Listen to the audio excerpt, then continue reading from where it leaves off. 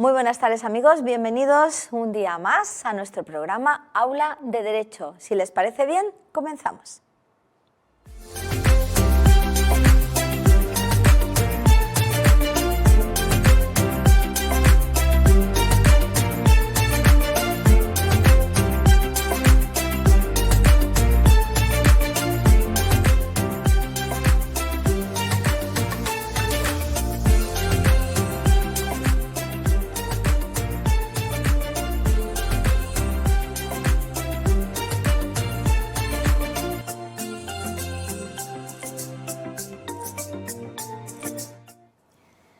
Aquí estamos, un programa más, Aula de Derecho, y vamos a darle ya también las buenas tardes, noches, como bien siempre dice don Emilio Bosch. Muy buenas de nuevo.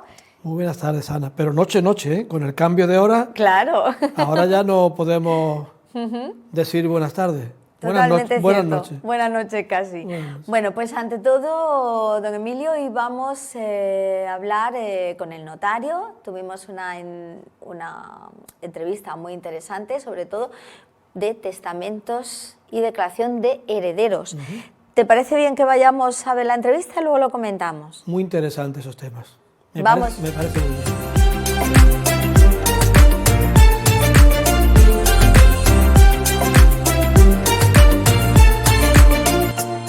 Gracias por estar con nosotros de nuevo, aquí en el programa. A vosotros. Pues, bueno, Emilio. Don Pedro, es un tema, a mí, como abogado, me interesa muchísimo, muchísimo. Testamento y declaración de heredero. Pinceladas al respecto, Bueno, don Pedro. esto es un mundo, el derecho va generando mundos por todos lados, el último el de los discapacitados, que es las personas ahora necesitadas de apoyo, se acabó la incapacitación, que por ejemplo también es un tema transversal, no opera en una sola materia o en una sola dirección, funciona en todo, también en temas sucesorios, ¿no?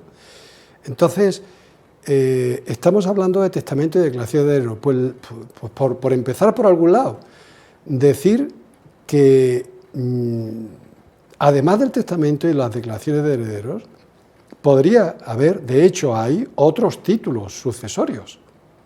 Voy a citar dos. En el caso del Estado, a nadie le interesa, puede ser una declaración administrativa, una especie de autotutela. En el caso, que este sí es muy importante, del reglamento sucesorio europeo, el certificado sucesorio europeo, que es un título también nuevo y que sigue teniendo poca utilidad, pero que en cualquier caso cada vez más está llamado a ser parte de nuestra vida diaria, para circular transfronterizamente todo lo que sea un tema sucesorio, que hoy en día ya es como el comer, es que no se tienen bienes y se vive siempre en el mismo sitio. Se cambia la residencia, te casas con un extranjero y además tienes bienes en cualquier lado. Te cambia hasta de país, bueno, por supuesto, Hombre, cambiar residencia, cambia de país, claro. De todo. Bueno, aquí con Marruecos lo tenemos totalmente al lado, es total, es continuo. Ya que has mencionado Marruecos, ¿cómo son las relaciones de los abdules, se llama, creo, ¿no? Los notarios. Adul. Con ustedes. A ver, el adul es un notario en materia que tiene que ver muy con lo familiar, es muy concreto. El muwazik, el notariado francés de corte de tipo francés en Marruecos es el que sería el homologable o el homónimo al nuestro. Nosotros nos parecemos mucho al notario de corte francés marroquí y muy poco al adul, salvo en lo que es las materias. Es verdad que nosotros cada vez que tenemos que hacer una declaración de herederos y afecta un marroquí, inmediatamente, por ejemplo, remitimos al adul, porque vamos, yo no domino, porque no soy capaz de hacer las particiones de esa forma, ni aunque las según el derecho marroquí. Y aunque las supiera hacer, tampoco las haría, porque no conocería a las personas, los hijos, en fin, eso es un mundo, es un mundo. Las relaciones bien, pero cada uno en su sitio. Don Pedro, ¿quién debe de hacer testamento y por qué se debe de hacer testamento? A ver, cuando uno se muere, sí o sí, alguien le va a heredar. La diferencia entre hacer y no hacer testamento es que tú decides quién te hereda o lo decide el Estado. Ajá. Así de claro. Claro. ¿Cómo se sabe si una persona fallecida ha dejado testamento o no? Ya. Porque puede ocurrir que a lo mejor... Sí, dos cosas. Es que esa pregunta, por un lado, remite a lo que se llama el certificado de acto de última voluntad. Cuando nosotros autorizamos un testamento, insisto en la palabra autorizar, que viene de autor, el notario autoriza porque redacta, confecciona, interpreta la voluntad, asesora y lo plasma en un documento. Lo de que decíamos también, aparte de lo que era la veracidad, la propiedad en el lenguaje, o sea, precisión absoluta de lo que se está diciendo. El certificado de acto de última voluntad lo vamos a requerir cada vez que vayamos a hacer una herencia, o para pedirle una copia, o para cuando me vayan a solicitar una copia de un testamento. ¿Cómo sabe el ministerio, que es el encargado de ese registro de acto de última voluntad, que se ha autorizado un testamento? Porque yo, cuando autorizo un testamento, de inmediato y de oficio, les remito un parte diciendo, electrónicamente, hoy todo se hace electrónico, se ha autorizado un testamento por parte de este señor y por eso queda registrado y al día de mañana siempre se tendrá conocimiento. Es esencial. Estamos en mantillas. Esto debería ser no a nivel español, debería ser por lo menos a nivel europeo. De hecho, en ellos está. Pero todavía hay dificultades, porque por lo de antes de lo transfronterizo, claro, no tiene sentido, no tiene sentido que yo no pueda saber si una persona ha otorgado un testamento en Francia, que aquí además se da con mucha frecuencia. Tenemos un registro de acto de última voluntad. Cierto. Pero, o sea, tenemos algo, me parece poco. Tendría que haber un registro europeo de últimas voluntades. Es público, ¿no?, el registro de últimas voluntades. Sí, pero tienes que acreditar en la defunción de la persona, o sea, un interés, una mínima garantía y un interés. Aquí ese registro está en el cargadero del mineral, en la gerencia del Ministerio de Justicia. Y allí o por internet. O por internet, claro. Efectivamente. Es que internet nos ha acercado a todos. ¿Hay mitos sobre el testamento? Por ejemplo, no sé, que el precio, el tabú que siempre se tiene un poco a la muerte, es decir, si muero, es siempre, es decir, hay un poco de... Vamos a ver, es evidente que nadie se muere por hacerlo o por dejar de hacerlo. Pero gafe pues no es. Hay gente que puede pensarlo. Pero lo que sí que creo que en la idea de lo que dices, una cosa es el título sucesorio, el testamento o la declaración de herederos, principalmente, aparte de los otros títulos, y otra cosa es el cuaderno particional, la partición de la herencia. El testamento es el testamento, y luego viene la escritura de herencia. A ver, el testamento, por eso yo creo que viene la confusión de lo caro que puede ser y por eso no lo hago. El testamento lo único que dice normalmente puede ser otra cosa, pero lo normal es eso, por simplificar, una persona con hijos y se lleva bien con su marido o su mujer, el uno para el otro y a los hijos por iguales partes. No hay más. Eso es lo normal. ¿Por qué no dice más? Pues porque cuando hace el testamento no sabe los bienes que tendrá cuando falte. Podrá tener más, podrá tener menos. Luego no determina bienes concretos. Eso es lo normal, repito. Luego, cuando esa persona ya fallece, es cuando se reúnen todos los interesados y dicen, muy bien, por iguales partes, hay esto, esto y esto. Pues una de dos, o tú te quedas esto, vendemos el resto y nos lo repartimos entre los demás, hacemos cuentas. Hacemos cuentas. Eso es la partición. Eso es la herencia, partir lo que el título dijo. Existe mucha variedad de... Yo le tengo mucho cariño al testamento hológrafo. Sí. Hológrafo. Sí. Porque suena, ¿verdad? Sí. Suena muy rimbombante. Pero es muy poco recomendable. Porque No es nada recomendable. No se le ocurre a nadie hacer un testamento hológrafo porque la impericia, y cuando digo impericia en el sentido literal de la palabra, falta de pericia a la hora de hacer eso. A la hora de hacerlo claro, de puño y letra. Sí, tiene que ser de puño y letra. Si contiene palabras enmendadas, entrelazadas, entre reglones, es que como no estén salvadas, un lío. La fecha, la hora, no merece la pena. Ahí te tienes que ir. Cada vez que tienes que hacer una cosa, confíate al experto, al que corresponde. Perdona, como me lo has dicho antes, había el testamento cerrado. El que más se ha puesto de moda últimamente fue el testamento en caso de epidemia, que ha pasado, ¿no? Porque hubo un momento en que no podíamos ir a acceder a notaría, efectivamente. Claro. Ni ellos podían venir ni nosotros podíamos ir al hospital. Por el confinamiento y tal. Un lío. Y entonces aquello pues también, bueno, dio lugar a muchos problemas, ¿eh? Muchos problemas porque aquí, que si 5 testigos, que si 3 testigos, un lío, un lío.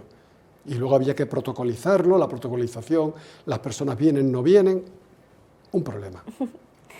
¿Qué puede contener un testamento? A ver, lo normal son disposiciones patrimoniales, Vale. o sea, bienes. Pero eso no es solo ni siempre lo que es el contenido de un testamento. El testamento es la última voluntad. La última voluntad no tiene que ser solo y siempre patrimonial. Por ejemplo, clásico 740, el reconocimiento de un hijo, que no quiere que se surta efecto hasta justo al fallecimiento suyo. Es un tema que a veces se hace, ¿no? Bueno, a veces no, es muy poco, yo no lo recomiendo. Se hace. Se hace, pero yo no lo recomiendo, pero bueno, el reconocimiento de un hijo, los testamentos antiguos, los testamentos, bueno, en Marruecos es poco práctica el testamento, que además no puede ser de todos los bienes, solo de una tercera parte y demás. Pero en los testamentos antiguos nuestros, siempre todos los encabezados, siempre era el tema de que profesa la religión católica, que desea tantas misas gregorianas y le sean aplicadas, pues todo eso era, bueno, eso era siempre cláusula de estilo, ¿no? Hoy a veces también el tema es lo de la disposición de órganos y demás. Un asunto que no es suficientemente conocido y que también da yuyu. Sí. Mal asunto, pero no debería dar yuyu, porque es algo que a todos, si lo pensamos, nos interesa. Yo en ese tipo de actuaciones no recomiendo tanto la notaría como directamente el hospital. Hay una persona muy cualificada, un médico, que orienta sobre ese tipo de historias en el hospital. El jefe de trasplante aquí en Melilla, ¿no? Yo no voy a decir persona, pero vamos, hay una persona que lo hace y que te puede perfectamente decir hasta dónde puedes llegar y en qué puede ser útil. Hospital comarcal, ¿no? Sí, donación de órganos. Donación de órganos, tremendamente útil. ¿Te gusta que te ayuden cuando llegue el momento? Pues haz lo mismo. Muy interesante, muy interesante. ¿Se puede llegar a desheredar a alguien? ¿A un hijo, sí, a una familia? Eso hay un tema que va de partida, que es la legítima. Se puede desheredar en la medida en que es legitimario. Es decir, en el testamento uno puede decir, no desheredo... Desheredo a fulanito, a mi hijo, a mi padre, suponiendo que fuera lo normal, al hijo, vamos a ceñirnos, solamente legitimarios. Pero solo en los casos tasadísimos que dice la ley, no en cualquier caso. Claro. Las desheredaciones en la práctica no dan más que problemas. ¿Por qué? Porque le creas la carga de probar que toda esa desheredación, la causa de la desheredación es cierta, al supuestamente hijo bueno, de tal forma que si no la prueba, resulta que le van a poner un pleito y el que pierde es la herencia y los gastos van para él. Al final va a haber pleito, porque la persona desheredada lo va a impugnar. Claro. Y al final acabamos en el juzgado, total, como ha dicho don Pedro, eso no es nada recomendable. Bueno, si se hace tiene que estar muy bien amarrado. Muy sujeto, sí. Muy bien amarrado. Sí. No nos queda mucho tiempo, pero una curiosidad, discapacitado y testamento. Sí, 808, 820. Hay figuras de protección de discapacitados para los testamentos. La muy novedosa es la posibilidad, bueno, pues de un usufructo, de un derecho de habitación, la posibilidad de vivir en la casa, aparte legítimas, se le deja a ese hijo. De habitación significa no usufructo, o sea, se queda viviendo, pero no lo va es para venderlo, para que no se le pueda echar. Y la otra posibilidad es dejárselo todo a él, grabándolo de sustitución fideicomisaria. La sustitución fideicomisaria es un lío, pero es muy claro. El título ya es difícil de entender. No, pero es latín, es romano. Y código civil puro. Fidei es fe, y comiso es una comisión, es una encomienda. Una encomienda. Entonces es una encomienda de confianza. Un trustee, si te lo dicen en inglés te gusta mucho, si te lo dicen en español te suena mal. Sí. Bien, entonces son figuras de confianza, pero en su origen, y que consiste básicamente en que se lo vas a dejar a él y el residuo de lo que él no haya dispuesto en vida, lo que no haya necesitado, pasará a sus hermanos. Ajá. Me gustaría ya para finalizar es simplemente, hay personas que a lo mejor dicen, yo no hago testamento porque yo, para 4 cosas que tengo, eso es solamente para los ricos. Se equivoca. Ahí está. Tendrá una pensión. Siempre va a cobrar 1.000 y pico euros que ha dejado en el banco, va a montar un lío que se va a llevar... Sí. 4 pesetas que te... 4 euros en el banco. El banco no... ahí no se toca ni un duro hasta que no... Claro. Es la obligación del banco. Claro. Es decir, que aunque tengamos solo lo poquito, nada, hay que hacer. Es bueno y conveniente hacer un testamento. Sí, luego el derecho al honor. Si tienes una demanda por honor o lo que sea, bueno, eso ha sido una cosa rarísima, ¿no? Pero que también a veces ocurre. Los herederos pueden sustituir al fallecido. Demás, pues cosas de ese tipo. En el derecho romano, el heredero, que era el que portaba la lanza, era el que sucedía en sí, encargos y todo a la persona fallecida. Es tu sucesor. Para todo, ¿eh? Eso no solo bienes. Sino para lo bueno y para lo malo, ¿no? Es un poco como para... Ojo, eso no abre el camino de lo de las deudas. Siempre antes de aceptar una herencia... Inventario al canto. Bueno, más que inventario... A beneficio de inventario. No estoy de acuerdo, Emilio. No estoy de acuerdo porque el inventario pues si no estás de acuerdo conmigo es que te vas razón. No, porque yo soy... No, Emilio. Si es que lo que quiero resaltar es que el beneficio de inventario tiene también problemas. Sí, ¿verdad? Primero, la falsa apariencia, que te crees que ya estás salvado porque has dicho acepto beneficio de inventario. Y se te ha pasado el plazo, que son 30 días. Amigo mío. Y te va a comer las deudas también. Y te va a comer las deudas. Y encima, el marrón, tú te creías que te ibas tan fácil. Y no es tan fácil. Hombre, la citación de acreedores y legatarios conocidos. ¿Quiénes son los conocidos? ¿Los que conocía o los que debía haber conocido y no por tu impericia? Y luego además, ¿cuántos recovecos? No puedes vender. No puedes vender sin antes haber pagado. Claro. Y si vas a vender, que sea con el consentimiento de los acreedores. O sea, que el beneficio inventario... Lo importante para mí... Tiene sus trucos también. En Cataluña, por ejemplo, la regulación es mucho más laxa y mucho más... sí, es casi un beneficio legal. Sí. Casi un beneficio legal. Pero a lo que voy, lo que tienes que tener muy claro antes de aceptar o repudiar es tener claro las deudas. Vete a la Seguridad Social, vete a la Ciudad Autónoma, vete al banco... vete a los distintos bancos que tiene tu padre, mira lo que sea. Al registro de la propiedad. Te vas al registro de la propiedad y empiezas a mirar y dices, mira, hasta aquí llego. Si es que no sabías, que normalmente sabrás. Sí, como, seguro. Tenemos un minuto para hacer una última pregunta rápida. Un minuto rápido. ¿Donación en vida o espero a que me fallezca? Las decisiones hoy en día están súper condicionadas por razones fiscales. La donación en Melilla está bonificada. Hay que ver siempre cuál es el criterio de conexión para si se aplica la legislación de Melilla, la de Andalucía o la de donde sea. ¿Por qué? Porque no es lo mismo. En una herencia rige la ley del causante, del que se muere. Pero, ojo, no es la ley de cuando estaba muerto justo el día antes de morirse. La residencia que tenía durante... cuando menos 2 años y medio anteriores, por simplificar, es que si no, no lo vamos... residencia fiscal, o sea, empadronamiento para entendernos, 2 años y medio. Pero en el caso de la donación no es lo mismo. Aquí lo que importa es si es un inmueble, la ley de dónde está el inmueble, y si es un mueble, dinero, la ley del lugar de residencia del donatario. Vuelvo a decir residencia.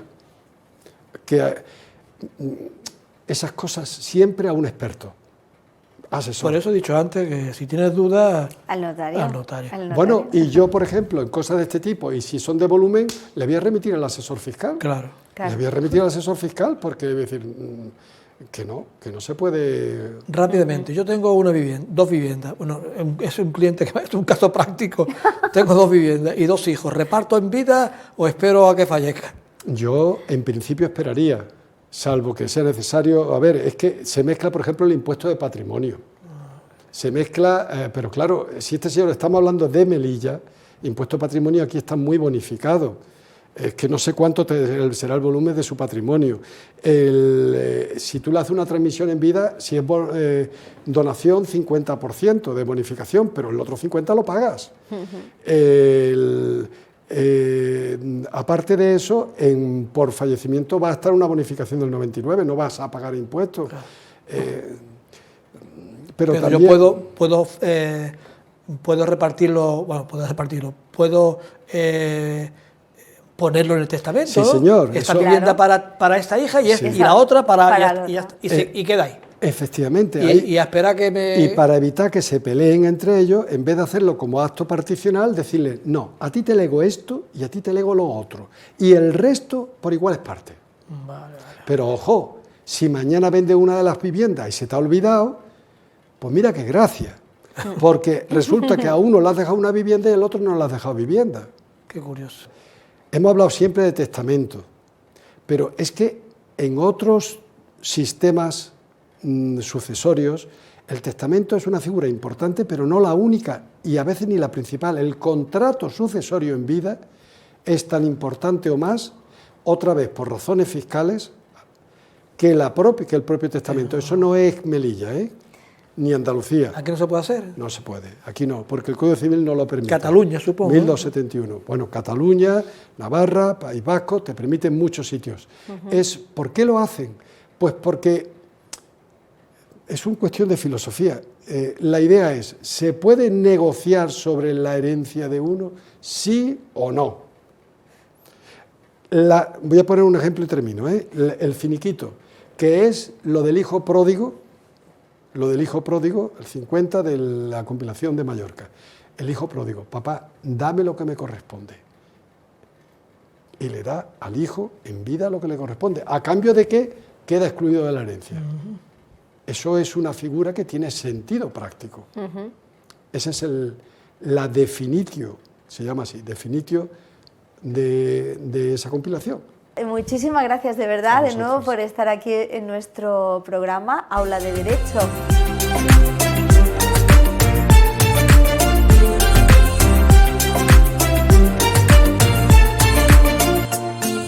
Bueno, pues hemos visto ya esa entrevista mantenida con él, con don Pedro Antonio Lucena, uno de los notarios de nuestra ciudad, y la verdad es que todo lo que nos ha contado ha sido bastante interesante. Es bueno hacer testamento, hay que hacerlo y sobre todo, bueno, pues que se solventan muchos problemas. Don Emilio, cuéntenos. Como ha quedado demostrado en la entrevista y en el coloquio, en el cual yo he intervenido, tú también, le hemos hecho preguntas a don Pedro, que es un notario que está muy documentado, muy documentado. Es un notario que merece todas las garantías cuando vas a su notaría a consultarle cualquier cosa. El testamento te puede evitar muchísimos problemas a la hora de tu fallecimiento, que algún día, desgraciadamente, llegará. Y a los herederos le vas a evitar muchos problemas. Un testamento cuesta, según los aranceles de los notarios, me parece que son de 30 a 40 euros. O sea, muy barato y evitas muchos problemas, muchísimos problemas cuando llegue la hora de que abandones este mundo. Efectivamente. Bueno, pues esperemos que con esta entrevista ya haya quedado todo claro con el tema de los testamentos, y también si alguien tiene alguna duda o algo, pues los notarios están totalmente, bueno, pues dispuestos, igual que los abogados también, bueno, pues a solventar alguna duda que ustedes tengan. Hoy, con motivo de la entrevista, no vamos a hablar de terminología, lo dejaremos para próximos programas. Tiempo habrá, supongo. Efectivamente, don Emilio. Y si te parece bien, bueno, pues vamos a despedir ya en nuestro programa de Aula de Derecho hasta el próximo lunes. Hasta el próximo lunes. Gracias. Gracias a ti. Y nosotros nos marchamos el próximo lunes, Aula de Derecho, aquí con todos ustedes.